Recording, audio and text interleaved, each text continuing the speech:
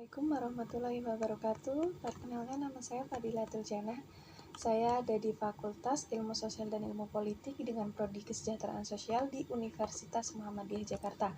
Saya di sini akan membuat video tentang cognitive behavior therapy untuk mengatasi obsessive compulsive disorder atau bisa disingkat dengan OCD. Nah, di sini saya membuat video karena untuk mengikuti UAS terapi psikososial di semester 6. Nah, di video ini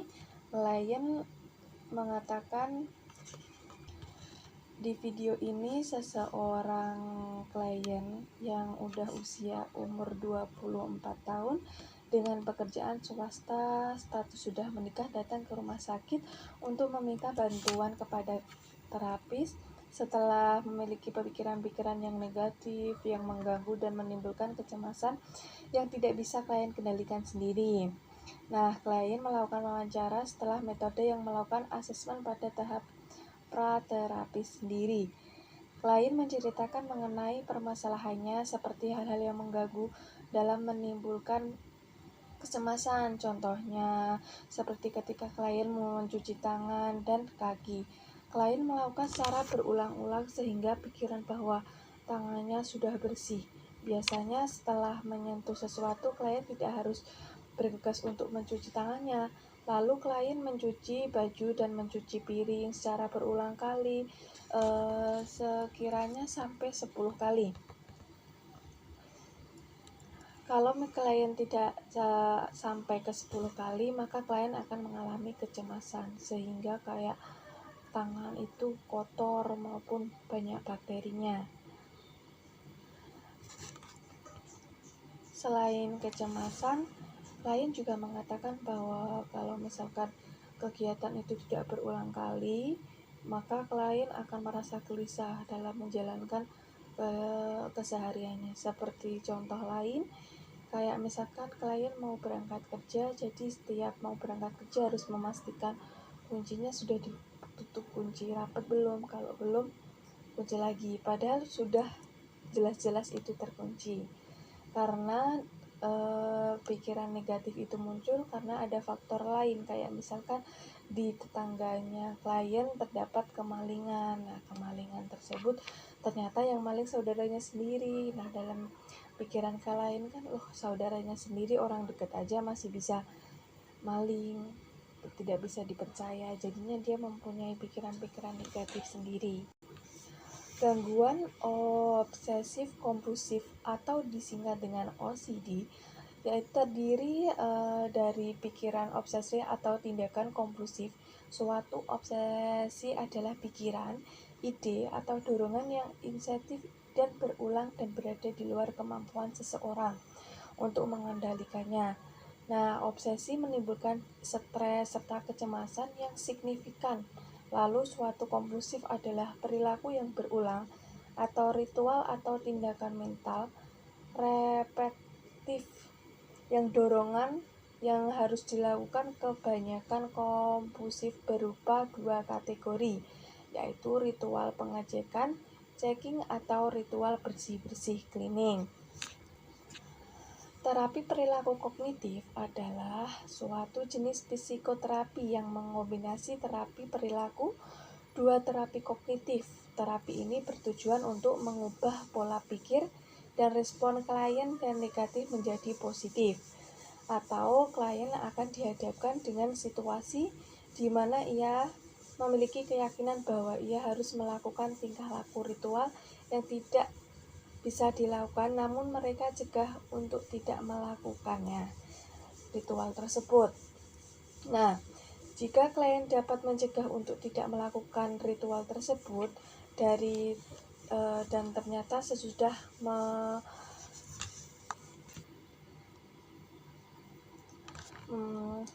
sesuatu yang merekanya tidak terjadi, hal ini dapat membantu dan mengubah keyakinan individu akan tingkat laku ritual.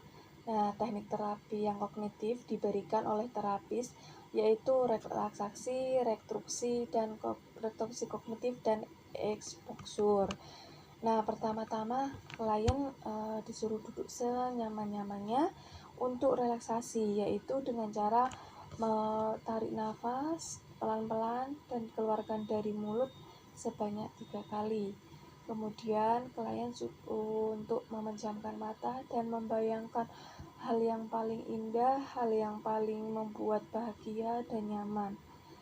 Misalkan di tempat klien di pantai, dia merasa tenang, tidak ada gangguan dan pikiran-pikiran negatif itu muncul. Kemudian yang kedua terapinya yaitu mengambilkan sebuah botol untuk klien dan untuk meminumnya. Tetapi sebelum diminum, klien langsung refleks mengatakan botol itu kotor, padahal botol tersebut masih bersegel. Kemudian selanjutnya saya mengatakan untuk mengikuti apa yang saya instruksikan, kemudian untuk meminumnya tetapi harus ada pikiran yang positif, yaitu tidak usah membayangkan hal-hal negatif yang muncul karena instruksi saya akan menyembuhkan klien tersebut sehingga klien mampu untuk mengatasinya. Kemudian beberapa hari kemudian klien datang lagi dan bercerita bahwa sebelum kesini mereka sekeluarga ke restoran untuk memakan, kemudian dikasih air minum, refleks klien mengatakan bahwa itu kotor dan klien marah, tapi klien tetap berusaha meminumnya dengan membayangkan hal-hal yang negatif, membayangkan hal-hal yang positif sehingga untuk bisa tetap minum. Nah, kemajuan tersebut menjadi lebih pesat walaupun kecemasannya itu berkurang sedikit, belum sampai sembuh total. Dari hasil terapi yang dilakukan itu menunjukkan bahwa klien sudah mengalami pengurangan perilaku kompulsif dan pengurangan kecemasan.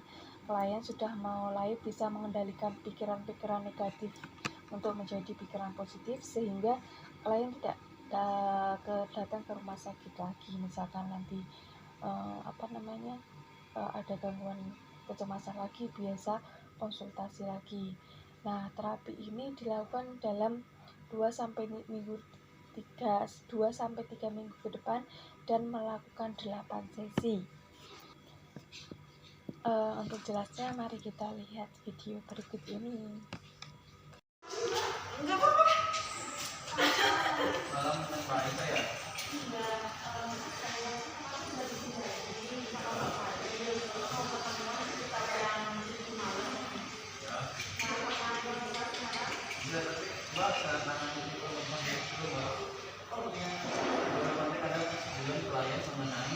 konseling dan terapi yang diberikan yang mana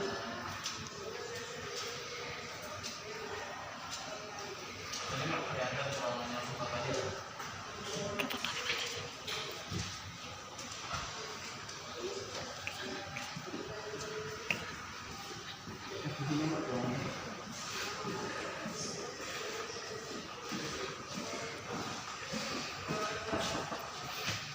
Selamat malam Bapak Dio.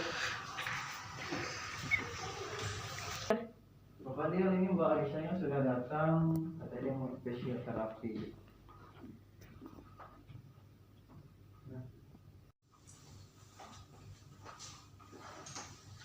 Mbak Aisyah silakan duduk. Oh iya, terima kasih. Iya. Dengan Aisyah Tricaryani? Iya. Mbak Aisyah kesini rekomendasi dari orang lain atau kemauan sendiri? Saya kesini kemauan sendiri. Kemauan sendiri. Oh, Iya. baik. Ada masalah apa Mbak Aisyah datang ke sini? Jadi gini, saya tuh memiliki pemikiran yang negatif. Seperti gini, saya itu mencuci tangan, mencuci kaki itu secara berulang-ulang kayak gitu. Cuma kayak seperti mencuci piring, mencuci baju gitu juga secara berulang-ulang, takutnya nggak bersih kayak gitu. Saya sih cuma berpikiran gini, kalau sekali mencuci tangan atau mencuci kaki atau mencuci baju itu, kalau sekali itu pemikiran saya itu nggak bersih kayak gitu, jadi itu saya lakuin berulang-ulang kali gitu. Mbak Aisyah ngelakuin kayak gitu berulang kali dalam berapa kali? dalam misalkan mencuci tangan nih 1 kali harus berulang-ulang berapa kali? Kurang lebih sih 10 kali bisa kayak gitu. Terus kalau misalkan Mbak Aisyah nggak nyampe 10 kali, itu apa yang terjadi di diri Mbak Aisyah ya? Jadi saya tuh berpikir gini, kalau nggak berulang kali itu kuman kan nggak bersih. Intinya kuman nggak hilang gitu ya, terus menimbulkan penyakit kayak gitu. Kan sekarang kan juga banyak virus-virus, jadi cuma takutnya kayak gitu, kita harus mencuci tangan kayak gitu sih Mbak. Oh, baik-baik. Jadi ada apa lagi aktivitas yang membuat Mbak Aisyah itu melakukan secara berulang kali sehingga menimbulkan kecemasan pada Mbak Aisyah?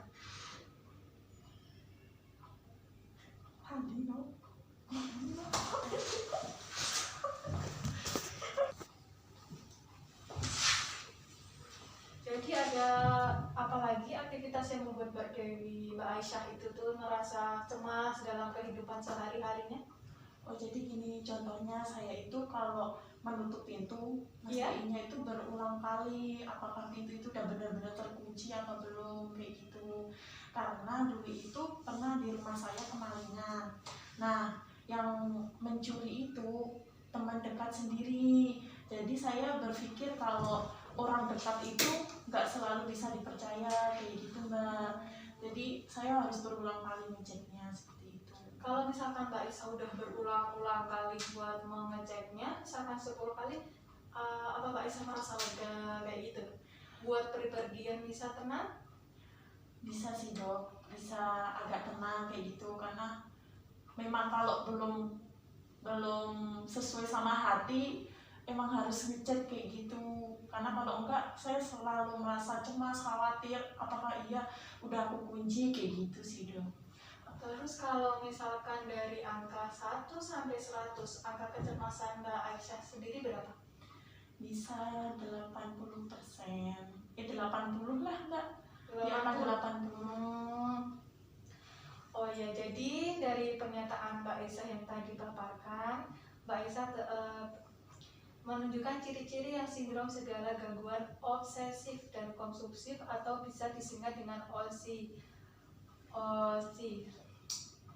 Dan obsesi itu adalah suatu pikiran, ide, dorongan yang inisiatif dan berulang dan berada di luar kemampuan seseorang untuk mengendalikan. Biasanya obsesi ini menimbulkan stres serta kecemasan yang signifikan. Selalu berpikiran komisi adalah perilaku yang berulang atau ritual atau perilaku mental reflektif yang dirasakan seseorang ketika tersebut sebagai keharusan atau dorongan yang harus dilakukan. Begitu dengan Mbak Aisyah merupakan gangguan obsesif kompulsif.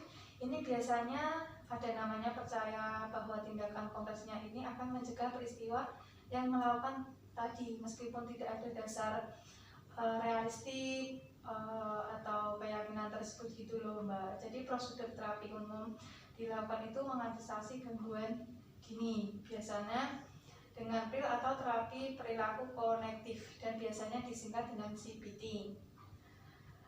CBT terapi perilaku kognitif adalah terapi yang dilakukan untuk mengubah pikiran-pikiran yang positif yang serta mengubah perilaku yang melampaui batas nanti biar nggak bisa berulang-ulang lagi.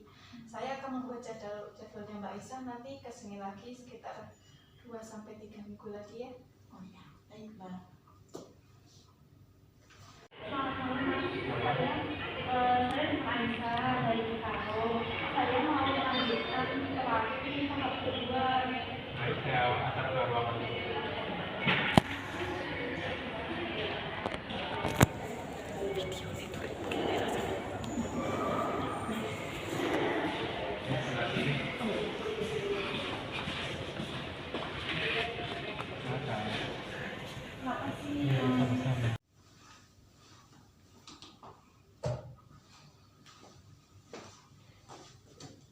Ini menjijikan sekali itu Mbak. Apa yang di pikiran Mbak Aisyah kok melihat sebotol air putih terasa jijik? Ini ada banyak cipratan, pasti dalamnya juga banyak kumannya itu. Nih, tuh banyak kan Mbak cipratannya tuh. Apa yang Mbak Aisyah pikirkan tadi itu tidak beralasan, karena kenyataannya tidak benar. Karena botol ini tuh masih segel, masih bersih gitu loh Mbak. Belum buka, belum ada cipratan air, belum ada kotoran, tidak ada kumannya. Tapi tetap sama aja Mbak, itu banyak kumannya tuh, banyak kotorannya. Kan di luarnya udah kotor, udah banyak cipratan. Jadi kira-kira Mbak Dewi lihat sebotol itu ada berapa persen kecemasan yang melihat Mbak Dewi, padahal itu benar-benar itu botolnya bersih, tidak ada kuman. Kira-kira sih di angka 65. 65. Iya. Baik Mbak Dewi, sekarang kita mulai tahap yang ketiga ya Mbak Aisyah. Oh iya, boleh. Silakan diminum Mbak airnya. Tapi kan itu menjijikan Mbak.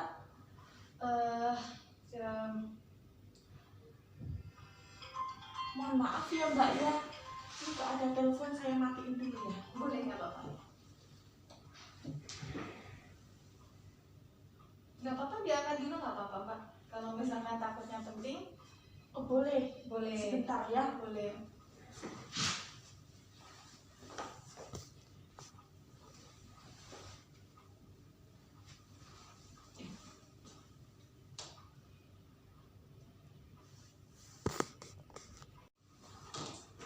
Mohon maaf ya Mbak ya. Nggak apa-apa.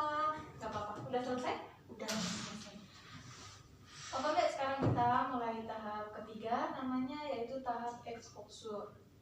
Apa itu tahap tersebut? Silakan Mbak Aisyah minum aja yang di kemasan. Tapi Nggak apa-apa, ikuti apa yang saya kata aja. Diminum seakan-akan Mbak Aisyah tuh minum yang Mbak Aisyah senang. Terus bayangkan yang Mbak Aisyah tadi ke pantai bersama keluarga, yang sangat bikin Mbak Aisyah nyaman, Mbak Aisyah jadi lega. Minum aja. Ikutin apa kata saya, karena ini terapi untuk menyembuhkan masalah Mbak Aisyah sendiri. Coba silakan diminum.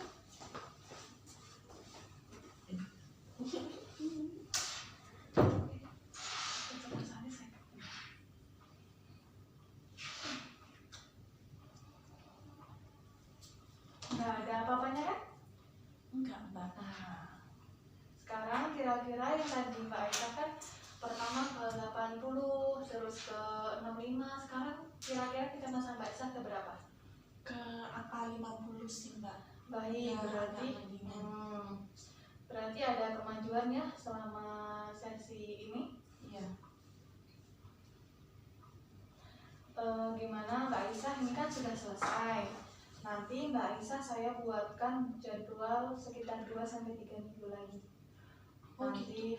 Nanti misalkan ada perubahan apa enggak, kita evaluasi lagi. Oh iya. Iya. Baik Mbak. Ya udah, makasih. Selamat malam ya Mbak. Sama-sama. Makasih. Apa kumpul tak crop ya?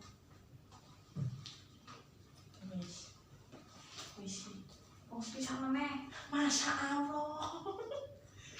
Oh, ini kok jadi bukan Pesan. oh ini. Selamat malam Mbak. Malam Mbak. Gimana kabarnya? Alhamdulillah baik. Gimana Mbak Aisyah kan kemarin udah melakukan terapi di sini, udah 2 kali terapi. Terus misalkan Mbak Aisyah kan di rumah, kayak misalkan jalan-jalan sama keluarga, mampir di restoran misalkan makan, apakah Mbak Aisyah masih berpikiran kalau gelas itu kotor? Masih ada Mbak, tapi tetap saya paksakan karena saya berpikir kalau saya merasa jijik terus gitu nanti sembuh. Bagus. Berarti sudah melewati itu ya, seiring waktu masih bisa lah ya. Alhamdulillah, berarti kemajuannya sangat pesat nih Mbak Aisyah. Jadi Mbak Aisyah nggak usah kesini lagi, soalnya pikiran-pikiran yang negatif yang Mbak Aisyah pikirkan selama ini, yang berulang-ulang kali itu udah nggak bermunculan seiring waktu. Nanti kalau misalkan Mbak Aisyah kayak gitu lagi, nanti bisa datang ke sini lagi. Tinggal hubungin nomor yang kemarin ya. Kenapa? bisa hubungin nomor yang kemarin Oh iya, lagi, bisa apa hubungin. Gak saya apa-apa, langsung sini? hubungin online aja, nanti bisa diatur sama adminnya untuk jadwal konsulnya. Oh iya, baik. Baiklah, selamat malam ya Mbak ya. Sehat-sehat ya Mbak ya. Iya, Ya, mari. mari. Kalian sendiri kan sudah lihat contoh terapi CBT terhadap yang menghadapi klien audisi. Nah, bagaimana? Seru bukan jadi terapis? Nah, maka dari itu semoga ilmunya bermanfaat dari apa yang saya paparkan, apa yang dilihat dari video tersebut. Tetapi jika masih banyak kesalahan, mohon maaf sebesar-besarnya karena saya di sini masih tahap belajar, lebih pengen mengetahui yang lebih lanjut lagi. Maka dari itu, terima kasih atas perhatiannya. Mohon maaf jika ada kesalahan. Wassalamualaikum warahmatullahi wabarakatuh. Wah, diberi